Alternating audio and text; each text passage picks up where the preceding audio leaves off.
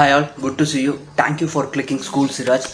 இந்த வீடியோவில் நம்ம எதை பற்றி டிஸ்கஸ் பண்ண போகிறோம் அப்படின்னா வேலிடேஷனுங்க. இதுதான் கான்டென்ட்டு. ஆனால் இதை வந்து நம்ம வேறு மாதிரி எடுத்துகிட்டு போகிறோம். எப்படின்னா இங்கிலீஷில் ஒரு ப்ராவர்ப் இருக்கும், necessity is the mother of invention அப்படின்னு சொல்லுவாங்க.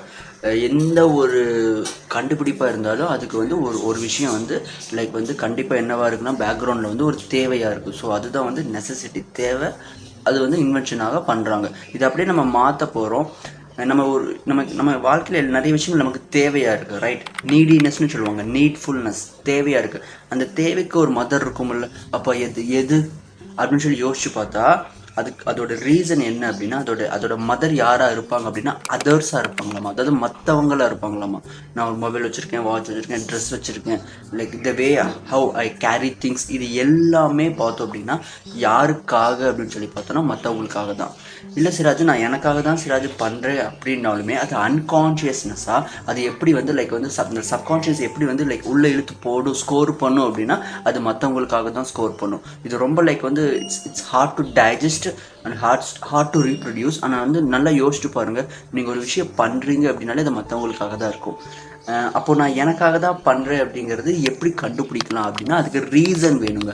அந்த ரீசன் ஸ்ட்ராங்கான ரீசன், அதாவது ரொம்ப அன்ஷேக்கபிள் ஆன ஒரு ரீசன் இருந்துச்சு அப்படின்னா நீங்கள் ஈஸியாக கண்டுபிடிக்கலாம் அதை நான் எனக்காக தான் பண்ணுறேன் அப்படின்னு சொல்லிட்டு. ஆனால் அந்த ரீசன் இருக்குது பார்த்தீங்களா, அது ரொம்ப ரொம்ப கஷ்டமான விஷயம் அது கண்டுபிடிக்கிறதுக்கு.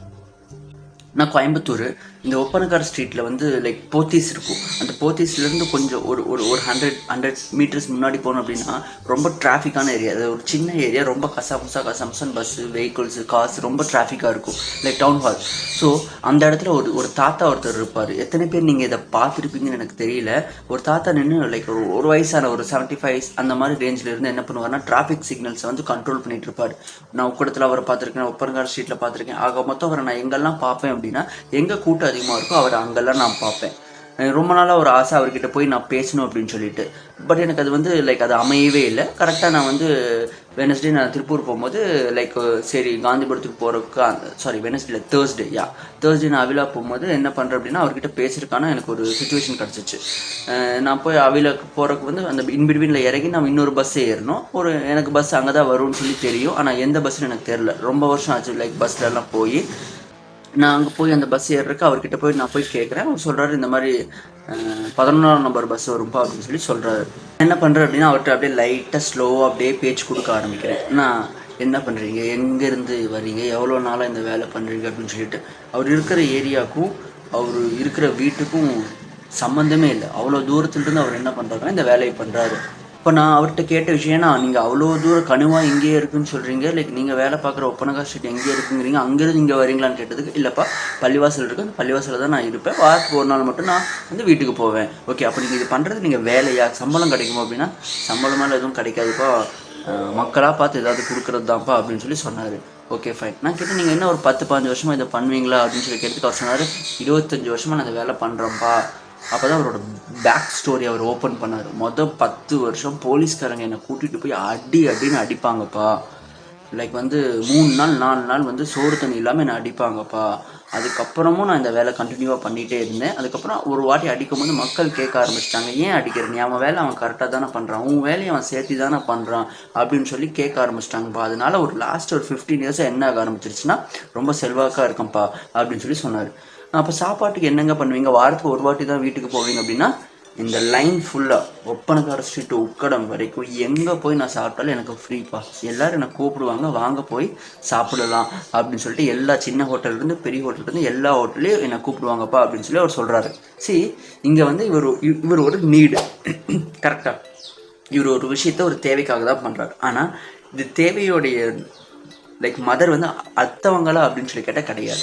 இதுதான் பியூட்டி. ஏன்னா இந்த தேவையோட நீடு மற்றவங்களா இருந்திருந்தாங்க அப்படின்னா அவர் அடிவாங்க அடுத்த நாள் நைட்டே என்ன ஆகிப்பார், இந்த வேலை நான் பண்ணல சாமி என்னை விட்டுருன்னு சொல்லி அவர் எஸ்கேப் ஆகிருப்பார்.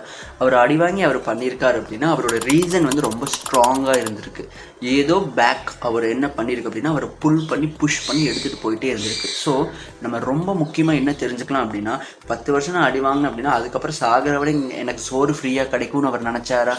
இல்லை. எந்த ஒரு வேலிடேஷனுமே இல்லாமல் அவர் அந்த வேலை பண்ணுறாரு. இன்னொரு விஷயம், அவர் ஃபோனில் எடுத்து நிறைய விஷயங்கள் காமிச்சார். 5 அவார்டு வாங்கியிருக்கார் இது வரைக்கும். இந்த லாஸ்ட்டு 15 இயர்ஸில் பார்த்தோம் அப்படின்னா நிறையா டிஃப்ரெண்ட் இண்டஸ்ட்ரியல் செக்டார்ஸும் என்ஜிஓஸும் என்ன பண்ணியிருக்கு அப்படின்னா, ஆகஸ்ட் 15க்கு ஜனவரி 26க்கெல்லாம் பார்த்தோன்னா அவர் கூப்பிட்டு வச்சு ரெகக்னைசேஷன் வந்து ஒன்று கொடுத்துருக்காங்க. ஆனால் மொதல் 10 வருஷத்துக்கு அவர் கிடைக்கல, ஆனாலும் அவர் அந்த வேலை அவர் பண்ணியிருக்காரு. ஸோ வேலிடேஷனுக்காக ஒரு வேலையை நீங்கள் பண்ணீங்கன்னு வைங்களேன், நிம்மதியாகவே இருக்க முடியாதுங்க.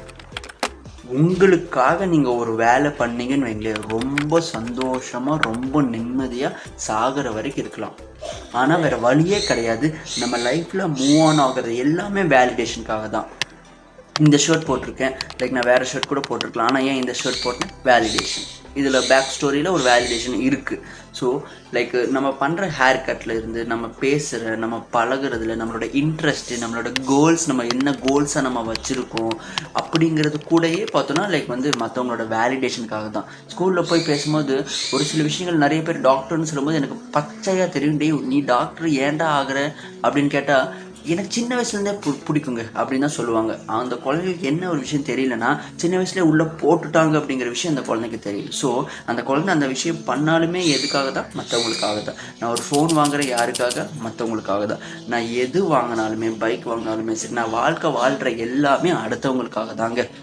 வேறு வழியே கிடையாது. அந்த மாதிரி ஒரு வாழ்க்கையை தான் நம்ம வாழ்ந்துட்டுருக்கோம். ஆனால் அப்போ என்ன ஆகும் அப்படின்னா, இந்த வேலிடேஷனுக்கு நான் ஒரு பேமெண்ட் கொடுக்கணுங்க, ஒரு செக் ஒன்று அடிக்கணுங்க, ஒரு பில் ஒன்று கொடுக்கணுங்க. அந்த பில் தான் என்னென்னா சாக்ரிஃபைஸ். நான் ஒரு வேலிடேஷனுக்காக நான் ஒரு விஷயம் பண்ணும்போது நான் ஒரு சாக்ரிஃபைஸ் பண்ணுவேன். அந்த தாத்தா பண்ண சாக்ரிஃபைஸ் தான் ரத்தம், அடி, உத, மிதி. இன்னைக்கு வந்து நல்லா இருக்காரு. ஸோ நீங்கள் ஒரு வேலிடேஷன் வேணும் அப்படின்னா, அஃப்கோர்ஸ் அந்த தாத்தா வேலிடேஷனே இல்லாமல் பண்ணியிருக்காரு. அதான உண்மை. ஆனால் அந்த வேலிடேஷனே இல்லாமல் பண்ணதுக்கு கூட பார்த்தோன்னா அவருக்கு மிதி விழுந்திருக்கு. ஆனால் இப்போ நம்ம எல்லாமே பண்ணுறோன்னா நம்ம ஒரு வேலிடேஷனுக்காக தான் பண்ணுறோம். அப்போ நம்ம ஒரு வேலிடேஷனுக்காக பண்ணும்போது நமக்கு என்ன வேணும்னா, நம்ம ஒரு பெரிய சாக்ரிஃபைஸ் பண்ண வேண்டியது இருக்கும். வேறு வழியில் கண்டிப்பாக நம்ம சாக்ரிஃபைஸ் பண்ண வேண்டியது தான் இருக்கும். வீட்டில் நம்ம போகிற நிறைய சண்டைகளுக்கு காரணம் என்ன அப்படின்னு சொல்லி பார்த்தோன்னா வேலிடேஷன் தான். நமக்கு உள்ள ஏதோ ஒரு விஷயத்துக்காக நம்ம எங்கேயோ ஏதோ ஒன்று யாருக்கையாவது நம்மளை விற்கிறக்கோ தேடுறக்கோ நம்ம முயற்சி செஞ்சுட்ருப்போம். அதோட சாக்ரிஃபைஸ் நம்ம எங்கே பண்ணிகிட்ருப்போம் அப்படின்னா, லைக் வீட்டில் பண்ணிட்டு ஒரு அப்பா ஒரு பெரிய பிஸ்னஸ் பண்ணுறாரு, லைக் பெரிய ஸ்கூல் ஒன்று கட்டி நடத்துகிறாரு. இன்றைக்கி பார்த்தோன்னா லைக் அகமதாபாத், குஜராத், பெங்களூர் அப்படி இப்படின்னு சொல்லிட்டு ஒரு 4 ஸ்கூல் கட்டி நடத்திட்டு இருக்காரு. இந்தியாஸில் பிக்கஸ்ட் ஸ்கூல். அவர் ஒரு புக்கில் வந்து அவரோட ஒரு ஸ்டோரியை வந்து அவர் ரெஃப்ளெக்ட் பண்ணுறதுக்கு ட்ரை பண்ணுறாரு. அதில் அவர் அழகாக சொல்கிறாரு, என் புள்ள எப்போ பிறந்துச்சுன்னு எனக்கு தெரியும், ஆனால் எப்போ பேசுச்சுன்னு எனக்கு தெரியாது, எப்போ நடந்துச்சு எனக்கு தெரியாது அப்படின்னு சொல்லி சொல்கிறாரு. ஸோ அவர் இந்தியாவில் பெரிய லைக் ஸ்கூல் இண்டஸ்ட்ரீஸில் ஒன் ஆஃப் த லீடர். அவருக்கு பார்த்தோன்னா அவர் கிடைக்கிற இந்த வேலிடேஷனுக்கு அவர் பண்ண சாக்ரிஃபைஸ் எது தெரியுமா? அவர் பொண்டாட்டி மிஸ் பண்ணது, அவர் குழந்தைகளை மிஸ் பண்ணது தான். கடைசியில் அவர் என்ன சொல்கிறாரு அப்படின்னா, இது முக்கியம் கிடையாதுங்க, இது தாங்க முக்கியம் அப்படின்னு சொல்லி சொல்கிறாரு. அதுதான் ரொம்ப ரொம்ப ஷாக்கிங்காக இருக்கும். ஸோ நீங்கள் ஒரு விஷயம் வேலிடேஷனுக்காக பண்ணிங்கன்னா ஒரு சாக்ரிஃபைஸ் வந்து நீங்கள் பண்ணி தான் ஆகணும். ஆனால் இங்கே ஒரு சிக்கலான ஒரு விஷயம் என்னென்னா, சம்டைம்ஸு நான் வேலிடேஷனுக்காக பண்ணும் போது அதோட சாக்ரிஃபைஸ் நானாகவே ஆயிடுவேன். அதுதான் இங்கே இருக்கிற பிரச்சனை. அந்த பில் இருக்குது பார்த்தீங்களா, அது ஏன் உயிராகவே ஆயிரும். ஸோ வேலிடேஷனுக்காக நான் இறங்கி பண்ணும்போது அந்த சாக்ரிஃபைஸ் வந்து ஏன் மற்றவங்க உயிரை பலி கொடுத்தா கூட பரவாயில்லைங்க, ஏன் உயிரே போயிருங்க. அப்போ நான் அந்த கப்பு வாங்கி வச்சு செத்ததுக்கப்புறம் யாருக்கு என்ன பிரயோஜனம் ஆக போகுது தெரியல. அவ்வளோ பெரிய சாக்ரிஃபைஸ் பண்ணாதீங்க. நீங்கள் சாக்ரிஃபைஸ் பண்ணாமல் இருக்கணும்னா உங்களுக்கு வேலிடேஷன் வேண்டான்னு நீங்கள் சொல்லணும். அப்போ வேலிடேஷன் இல்லாமல் நான் எப்படிடா மூவ் ஆக முடியும் அப்படின்னு கேட்டிங்கன்னா, உங்களுக்காக நீங்கள் மூவ் ஆகுங்க. ரீசனை கண்டுபிடிங்க, ரொம்ப ஸ்ட்ராங்காக ரீசன் கண்டுபிடிங்க. இது நான் மற்றவங்களுக்காக பண்ணுறதுக்கு ஒரு ரீசன் இருக்குல்ல, அதே மாதிரி இந்த ரீசன் நான் எனக்காக தாண்டா பண்ணுறேன் அப்படிங்கிறதுக்காக ஒரு ரீசன் வச்சிங்க அப்படின்னா உங்களுக்கு வந்து ஓகே ஃபைன், நீங்கள் உங்களுக்காக தான் பண்ணுறீங்க அப்படின்னு சொல்லி அர்த்தம். ஸோ ரீசன் இல்லை அப்படின்னா அது மற்றவங்களுக்காக போயிடும். ஆனால் அந்த ரீசனுமே ரொம்ப ஸ்ட்ரென்தனிங்காக இருக்கணும். எனக்காக தானே நான் 101% பண்ணுறேன் அப்படிங்கிற மாதிரி இருந்துச்சு அப்படின்னா அதுதான் செல்ஃப் லவ். இந்த டைட்டில் என்னவா வந்திருக்கும் அப்படின்னா, ஐ ப்ரப்போஸ் தட் செல்ஃப் லவ் அப்படின்னு தான் வந்திருக்கும். ஸோ செல்ஃப் லவ் இருந்துச்சுன்னு வைங்களே, வேலிடேஷனை எக்ஸ்பெக்ட் பண்ண மாட்டோம். செல்ஃப் லவ் இல்லை அப்படின்னா நம்ம பேச்சு மூலிமா, நம்ம செயல் மூலிமா, நம்மளோட தோரணை மூலிமா, நம்மளோட அப்பீரியன்ஸ் மூலிமா, நம்மளோட கோல்ஸ் மூலிமா, நம்மளோட இன்ட்ரெஸ்ட் மூலிமா, நம்மளோட பிஹேவியர்ஸ் மூலிமா, எல்லாத்தின் மூலிமாவும் நம்ம என்ன பண்ணிகிட்டே இருப்போம்னா வேலிடேஷன் எக்ஸ்பெக்ட் பண்ணிகிட்டே இருப்போம். அது யாரோட வேலிடேஷன்? இந்த கேவலமான இந்த சொசைட்டியோட வேலிடேஷன். யோசிச்சு பாருங்கள், சொசைட்டி உங்களுக்கு ஒரு நாளாவது வேலிடேஷன் கொடுத்துருமா? நல்லா வாழ்ந்துருக்காண்டான்னு சொல்லிடுமா? சான்ஸே கிடையாது.